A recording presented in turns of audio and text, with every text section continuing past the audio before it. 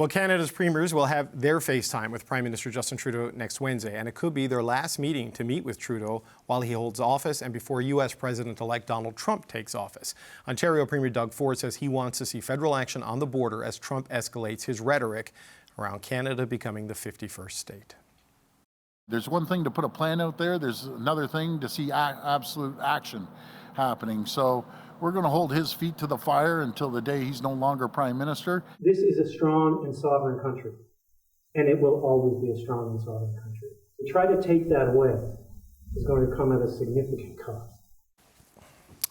Well, the premiers just wrapped their own meeting, and the Premier of New Brunswick, Susan Holt, joins me now. Premier, it's good to speak with you again. Thank you for being here.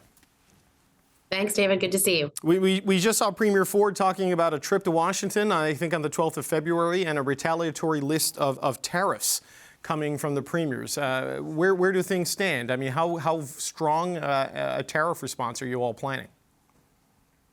Well, we're planning as strong as a response as is required to get through to the Trump administration team about the impact that this is going to have. So the premiers remain together, a strong and united and stable group. We are all going down to Washington together to continue to make our case with the really receptive folks in the U.S., the senators, the congresspeople, the governors, the business leaders that we've been engaging with to date.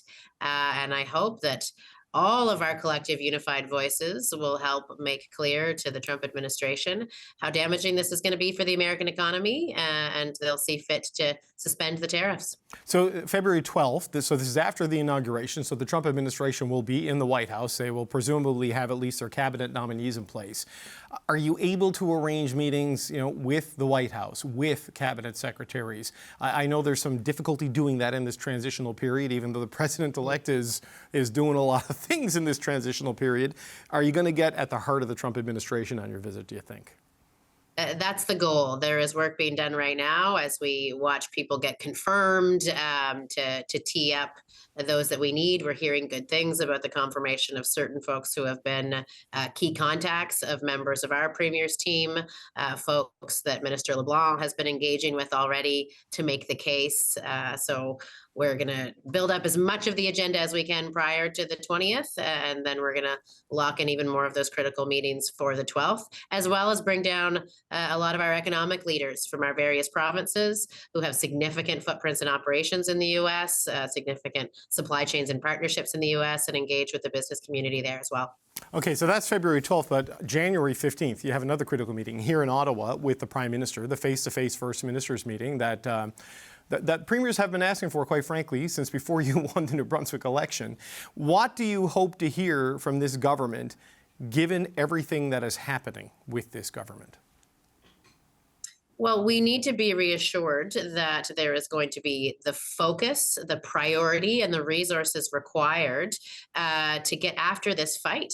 This is one of the most consequential fights that Canada's economy has seen in recent memory. And so I think we were relieved to see that our chief negotiator and Dominic LeBlanc is going to stay on board and be consistent in that role. We need to make sure that he has access to all the resources and priority at his disposal to bring the full strength of the nation of Canada to these negotiations. And so we're looking for both the Prime Minister's commitment and the Minister's commitment that they will continue to engage with us on a very regular basis, and that we'll put our best energies into protecting the Canadian economy and its workers. Dominic LeBlanc is stable in this role, but that's about the only thing that's stable right now in this town and with this government. So, as the First Minister of New Brunswick, I mean, what does this do to Canada's negotiating strength and sort of political viability in dealing with the Trump administration during this critical time? Well, it's a good thing that Dominic is staying on in this role, and I appreciate that maybe he's taken one for the team on this front, but this is good for the Canadian economy because he has already built relationships with key players in the Trump administration. He has been down in the U.S. repeatedly doing the work. He's extremely skilled as a negotiator. I think it'd be great to have some redundancy on the file and have a few other folks that we know might be there for the long term. at the table as well. And then you're going to have the premiers, and all premiers are committed to sticking with us, to doing what it takes, whether that be in Washington, the US, Ottawa, or otherwise. Because all of us have pretty stable mandates in our own provinces and can get after this fight today, tomorrow, the next day, and all year. But hopefully that hard unified work is going to pay off, and we're going to see a very brief tariff period and a quick suspension of tariffs on the Canadian economy. But it seems like people are coming to the conclusion that tariffs are inevitable. I mean, maybe that's just the way it is no matter what Canada did in response to Donald Trump, because he seems to view tariffs as a revenue generator and as a way to repatriate manufacturing jobs inside the U.S. border. Is that where you stand right now, that you think Canada is going to be hit with something? The question is just what the duration of it might be? Well, it certainly seems that way, but I'm not ready to give up hope because the prospect of increasing the cost of gas by $1 a gallon for Americans is not pleasant. And we see that governors are speaking out more and more. The governors of the Western states were united in calling for free and open trade with Canada because they saw that the impact that would have on their economies. We're hoping to see the same expressions from Eastern governors and otherwise. And so part of me thinks there's still a chance that when that economic impact, when the notion of energy products being more expensive, of the impact that this will have on Americans becomes clear to the president, that maybe there's a chance that we can prevent this altogether. And certainly the goal is to ensure that they are as short-lived as humanly possible. Well, we're like 12, 13 days away, whatever it is now, from the time Donald Trump comes in, a week and a half, the 20th. You mentioned the importance of having Dominic LeBlanc stay on in that role, and hoping for a little bit of redundancy, I guess, and stability in cabinet roles. But that may not happen depending on what the rules of the leadership is and what the contenders are for the leadership. I mean, how much of a risk is that right now for Canada if other critical ministries have to be vacated or shuffled to deal with the leadership? Or is LeBlanc staying in finance and as border minister kind of enough for you? Well, I think it's big that Minister LeBlanc has committed his energy and his focus to this defending Canada's economic interests and put aside maybe his own ambitions or future for that. We need stability across critical portfolios. Obviously, with all the talk of the border, we want to see some stability there. And there are some people in place that haven't changed that are, at the sub-ministerial level. So the more stability, the better. But the good news is that's what Canada's premiers are here for. We are a stable and unified group and have been consistent and together on this from the start. And all of us are in it for the long haul. And so we're ready to work with Dominic and whoever else gets put forward to ensure that we defend Canada's interests and our economy. So just as a final question, Premier, before we let you go, do you have any sense yet, I'm assuming as a fellow New Brunswick Liberal, you might have a good relationship with Minister LeBlanc. Has he or the Prime Minister or anyone else given you and the other premiers any kind of an insight into how the Trump officials they've been briefing are responding to what Canada is putting on the table? We've seen Tom Homan, the border czar, suggest he had an initial positive reaction, but until Donald Trump says it, I don't know if it means anything, right? So what is your sense of how they're all receiving what Canada is putting out there? Well, I will say we have received lots of good information from our ambassador, from Minister LeBlanc, updates on all of the conversations and the reception that they've been getting. We've been sharing the reception that the premiers have been receiving as well as they engage with governors and senators and congresspeople and business leaders and even members inside and around the Trump administration. And everyone unanimously has expressed that they see that these tariffs are damaging, that they see how the harm that it's going to bring to the American economy, and they agree that this doesn't make a lot of sense because of the critical nature of what Canada supplies to the U.S. And so we're hopeful that message will make it through to the Trump administration. But as you say, it hasn't been clear who the key contact on the Trump side is, right? We've had engagements with Howard Lutnick. We're looking at watching as their secretaries and others get confirmed, and so Right. Who to negotiate with has changed, which is why we're doing a full court press. Everyone is reaching out and connecting with Republican, Democrat, and others across our borders to make sure that that everyone understands the damage and the cost that these tariffs are going to bring to our continent. Premier Susan Holt, always appreciate the time. And when you're in Ottawa next week, we'd love to have you in the studio. Thanks for joining us today. Thanks, David. Always a pleasure to be with you. There are just 12 days to go before Donald Trump is sworn in as the President of the United States, and that leaves just 12 days to convince Trump not to execute his economic threats against Canada. So today, provincial leaders met virtually to discuss how to ward off a 25% tariff on all Canadian goods, as well as how to retaliate if they are imposed. Without divulging to our friends in the U.S., we have a whole host of products that we ship up that we're going to be targeting, especially in the 17 states we deal with as their #1 export destination. You turn up the heat on them. Believe me, they will be in the president's ear when these companies are laying people off because they aren't shipping products, or they are shipping it at a 25% higher cost. Trump also threatened this week to use economic force to make Canada the 51st state. And some of the premiers were asked about that. I'm always concerned when a president of the most powerful country in the world says these statements, but that's not going to happen. Our country's not for sale. It will never be for sale. Let's forget this nonsense about where the border exists in 51st state. By the way, I think it would be way better if they were the 11th province, but they could be a great territory. They could be a great territory of Canada. Okay. Premier Andrew Furey there. All right, that's what we're going to talk about next with the Power Panel. Jordan, we learned today the premiers are going to go to Washington, D.C. on February 12th. They have their lists of tariffs they're going to bring to Ottawa next week when they meet with the Prime Minister. As Katie Simpson was telling us, everything from toilets to steel are on the table for tariffs right now. I mean, what do you make of what was dismissed as a joke, is really escalating into like a reboot of Manifest Destiny? When you this countdown, it's like some horrible advent calendar where like behind every door is like another terrible, deranged thing that the most powerful leader in the world is saying. And look, I think the most troubling thing about it for leaders, premiers, Prime Minister, the Prime Minister, is that it's very clear that he has no interest in negotiating around the tariffs. That is crystal clear now. He wants to impose these tariffs. There is not any amount of preemptive border rejigging or funding of things that we can do to prevent that from happening. And that's going to be really devastating for the Canadian economy. So I think that we've seen Premier Ford really take up a space of leadership, particularly in a bit of a vacuum that you've seen, obviously with the drama that's happening with the Prime Minister.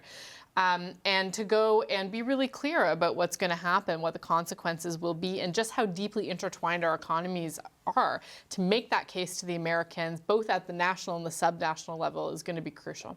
Sherelle, it's just, you're struck by it that you sort of took Dominic LeBlanc kind of at his word, because he was at the table at Mar-a-Lago in early December that, this was a joke. But like Donald Trump Jr. was in Greenland yesterday, meeting with people who want to join the United States. He wouldn't rule out using military force against a sovereign territory of a founding NATO member country in Denmark. You want to treat the office as a rational, credible thing, but I don't know how you begin to negotiate with this at the First Minister or subnational level when it keeps changing and escalating. Yeah, I mean, when you said you want to treat The Office, I was like, we treat it like The Office, like the TV show, because it is Dwight Schrute. It's a comedy. It's a comedy of errors at this point. Yes, Donald Trump sends his sons, who are incredibly serious individuals, I'm sure, with nothing going on underneath the surface, to say do a Lion King, everything the light touches. Like that's ridiculous. It is. So to an extent, yes, you have to take him seriously, but not necessarily literally. Is he going to buy a sovereign nation?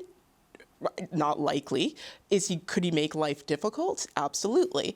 So do you have a plan in place to successfully refute any and all attempts? That's, I think, what's most important. And that's what I think we need to be seeing is everybody to say, yes, we have a plan in place. We know that as of January 20th, January 21st, this could be an issue, and we are ready. whether or not you need to respond to every single thing and every single remark that the president-elect says, I think that's a recipe for disaster, because now you're just, as we've seen, as Jordan laid out, he's serious about the tariffs. The negotiations are for naught. So why bother debasing yourself to appease him when you should make sure to lay the groundwork for a very strong response going forward? Yeah, and Tim, I take Sherelle's point, and that about not responding to every single thing Donald Trump says. And this was certainly the lesson the government learned the first time around: respond to actions, not words, right? But the words suggesting actions are at a whole different level right now. And the MAGA movement is different. The people around them are different. Like when they meet next week, with the Prime Minister on his way out the door and the premiers with no constitutional authority to do trade and foreign affairs. I mean, how do you manage this in the time you have? Well, never mind next week. Tomorrow at the state funeral of Jimmy Carter, I believe the president-elect is going to be there as the Prime Minister is there. Wouldn't you love to be a fly on the wall for any sort of interaction they may have? I mean, look, I'll use the word I used earlier to describe Kevin O'Leary. We live in this carnival barking world where Donald Trump is the chief carnival barker, and number two is Elon Musk, and through their barking they cause instability. I mean, what an odd spectacle, and you must have appreciated this, Jordan, when we saw the president-elect talking about interactions he may take in Europe, and the Germans of all people pushing back, saying, no, you can't have territorial expansionism in Europe. Yeah, they would know. All of this is I think we have to cut through it all and figure out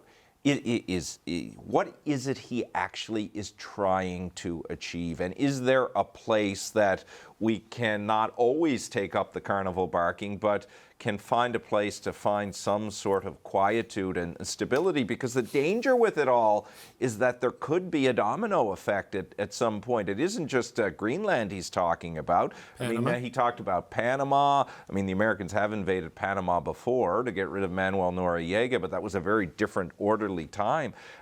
We are in a difficult spot in Canada here. The Prime Minister delaying his stepping aside has basically left us in a place where we will not have a duly elected Prime Minister empowered by an election, at least probably until May or thereafter. That's a long time after January 20th. And despite what the Prime Minister and Dominic LeBlanc and Melanie Joly may try to do, if you're Donald Trump, why wouldn't you just ignore them? Well, I think he made it pretty clear when he was asked about what Pierre Poilievre had to say. He's like, I don't listen to what he has to say. Yeah, I don't think it matters who is there. Yeah, I really don't. I agree with that as it relates to any opponent of Donald Trump's. However, it'll be a little harder if Pierre Poilievre wins the majority that polls currently show that he has. I think he gets just through that, the way Trump thinks, he won big majority, he big man, me, Well, maybe some support that comes. I mean, his legitimacy domestically, Amanda, like if there were an election, whoever were to win it, if they get a clear majority, their domestic legitimacy obviously matters. But with Trump, I mean, carnival barking is maybe one way to describe it, but it seems like bullying on an industrial and geopolitical scale. It's a might makes right approach, and he is wielding it before he's even gotten into office. It feels like January 21 won't be like a de-escalation phase. It's just going to go up from there. No, it doesn't feel like that, because I think that Donald Trump is getting exactly what Donald Trump wants, and that's a lot of attention globally. Every single thing he puts out, everybody jumps up and has something to say about it. And while I do think it's important, I think Sherelle said it really well, to take it seriously, maybe we shouldn't take it all literally. Maybe it's adding a little too much fuel to the fire in the response. But then again, the response in some ways is for Trump or is for Americans. In a lot of ways, the response from our leaders is for Canadians. Right? It's to reassure Canadians, exactly. to be seen as, so there's a dual purpose at play there as well. But you can't help, and I think anyone who's intelligently looking at this can't help but see that this is simply a bullying tactic, which may escalate because that's Donald Trump's style. Does this all seem to be the precursor to some fair and reasonable negotiations? No, but I don't think anyone was expecting that anyways, right? So I do think, again, though, I think that the response that I view most favorably has been from some of the premiers. And that not just having a position to appease or to reassure their constituents, but it's all to say, here's what's at stake, and start to lay some groundwork, what it could look like to take a retaliatory measure. I think that's important because that's getting to other lawmakers in the EU, and that's getting to other officials in the US, and that's getting to the American consumer. So there's a broader play than just this protect tweet between a couple of leaders. Yeah, so I wonder, Sherelle, look, Trump is going to Trump, and whoever is in the Prime Minister's office is going to have to deal with it. Pierre Poilievre wants a carbon tax election. Is it going to be a carbon tax election now that Trudeau is gone, or is it going to be a how do you deal with a problem like Donald Trump election? Because it seems like the country is rapidly moving towards who do you want dealing with the guy in the Oval Office? I think yes and no, and I know you didn't ask me a yes or no question, but that's kind of my answer. You picked both, yeah, so it's good. Yeah, it's going to be framed still as from a conservative point of view, as an anti-Trudeau election, regardless of whether the anti is anti-carbon pricing, anti-leadership when it comes to dealing with the United States, anti-everything. So I do think that that's going to, the affordability aspect of it is still going to be very much the main focus. And I do think that the discussion and the butting heads with the United States will remain a secondary focus for voters, because they will say, sure, these tariffs could make our lives more expensive, but so could other domestic policies. So what are we going to do in terms of what we can control? So I think that could potentially still remain the focus. Jordan, you need a pretty big carbon tax to offset the cost of 25% tariffs, right? and unless Jonathan Wilkinson gets in and wins, or Stephen Guilbeault magically runs for the job, I'm not convinced carbon pricing is going to survive this leadership race. Sound you right? hear is the Liberal leadership candidates tossing it overboard as quickly as they can. I don't think you're going to have anybody left standing on that Liberal debate stage endorsing the policy by the time you get to a vote. It's become such a flashpoint, and there's just other ways to get to the outcome of emissions reductions. They don't need that policy that's become so politically toxic for them. So does it reshape the election, do you think? Because it feels like that's where Trump it may reshapes the election, absolutely. Yes. And it's very interesting because this is both like an opportunity and a danger for Poilievre, because obviously there's a chance for him. The net is a bit open right now. He can occupy a lot of space and sort of show Canadians what he would do differently to handle Trump. We haven't really seen that clearly from him yet.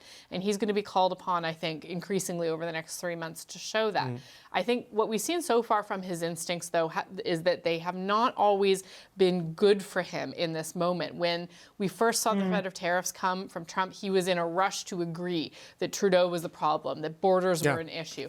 So it hasn't served him well. His instincts that really got him to where he is, which is to be that opposition attack dog all the time, shifting into another gear as a potential prime minister has been hard for him. So I think we're gonna see that unfold over the next few months. Stump the Trump, right? Though that could be the new one. Or you co-opt the opportunity that the tariffs present. What greater challenge to affordability is there than that? So how do you weave that into the opportunity? Because picking up of something Sherelle said, I mean, I still think there's a reservoir of Canadians, regardless of who leads the Liberals, regardless of what Donald Trump does, who want to render a verdict on the Liberal government and their time in power. We've only ever had, as you know, David, one election in modern memory, maybe two through our history, that was the '88 free trade election around Canada-U.S. relationships. I think where you'll see Poilievre go is to say, I'm the person who's fought for you against the Trudeau government on affordability. Let me do the same with Donald Trump. Whether they believe that or not, we'll see, that's a good but pivot I think that's where he will likely go. Okay, Amanda, last word to you on this. I mean, do you think that's where it goes? I mean, it seems inevitable to me that the momentum and the gravitational pull of what's going to happen from that Oval Office is just going to pull the focus of things here because the economic and political consequences are so severe. I mean, what's your sense? Yeah, I do think, though, and you can't help but wonder if Trump becomes the ultimate Canadian foe and the Liberals and potentially the NDP do what they've tried to do, which is attach sort of a Trumpism to Poilievre. Does that finally take hold? Does that take shape? Can you bring those two together? Or is it an opportunity for Poilievre to really, pull himself out, make a distinctive play that I'm nothing like this guy that you're all afraid of, that you fear, that you dislike. But I do think that it could be an opportunity and a window with the right communications strategy to make those links for Canadians. And if that's the case, it could change the direction of the election. All right, well, we'll leave it there. When you're back in a week, the premiers will have met face-to-face with the Prime Minister, and who knows who will be in and out of this leadership race, and maybe we'll have the rules. But we'll leave it there for now. Amanda Alvaro, Tim Powers, Jordan Leichnitz, and Sherelle Evelyn, good to see you.